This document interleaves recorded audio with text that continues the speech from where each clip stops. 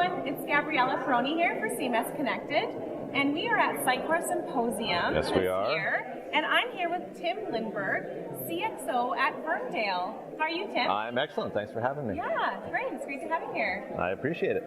So I heard that you launched a CX report on technology. Can you just discuss the report and its offerings and technologies it offers? Absolutely. We just launched a report called Next, NECXT, and it was a look about where's technology going in the next 3 to 5 years, and how is that going to affect customer expectations and inform the customer experience broadly. Yeah, cool. And what would you say were the key findings of that report and takeaways? Well, I mean, for starters, we did this because change is hard, right? Yeah. It takes companies a long time to transform. A lot of people talk about digital transformation, but it's not a simple. It's not a light switch, where you're like, okay, we do voice now, or we understand machine learning now. It's a 3 to 5 year process. So we looked at the next 3 to 5 years purposely about where is this technology going, what does evolution look like, and what do companies actually need to do now, not even just to lead from the front in terms of their competitive set, but to keep pace with where technology is going. So first of all, we had 2 really great partners in this. We partnered with Digital Clarity Group as sort of our futurist partner, and then we also had a partner in the UK called Vance & Bourne, which is a great research firm. And we started the exercise about working with Digital Clarity Group and looking at where are things going, right?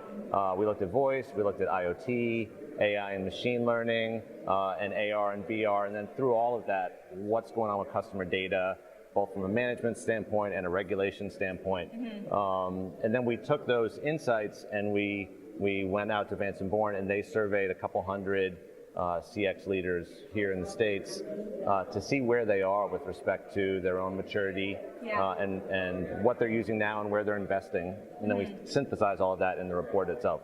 It was interesting. It's a mixed bag, I think, from a survey data standpoint. There's a lot of what feels like false confidence, and then a lot of unknown and insecurity, particularly around customer data. And I think people are a little frozen by GDPR, and they're not sure what to do next. No pun intended.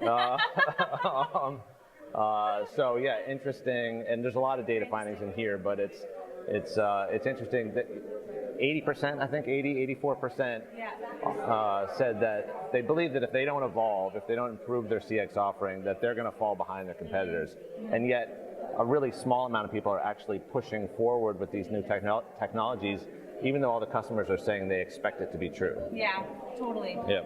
And so now that you know where that's going, would you say there's any other implications that you have noticed with that, or? Yeah, no. I mean, the big implication for me is that organizations don't really have a choice here, right? Yeah, that's true.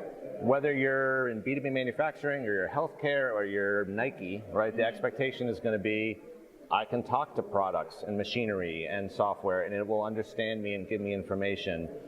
If I hold up my phone to something, it's going to give me another information layer as part of that experience.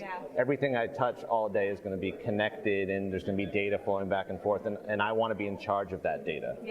And that's really daunting for any company, because very, very few companies are far enough along in that evolution to sit on their hands at this point. So the big implication for me is, if customers expect this and brands aren't solving for it now, by the time they start focusing on this, it's going to be too late. I mean, it's like the time to start is now.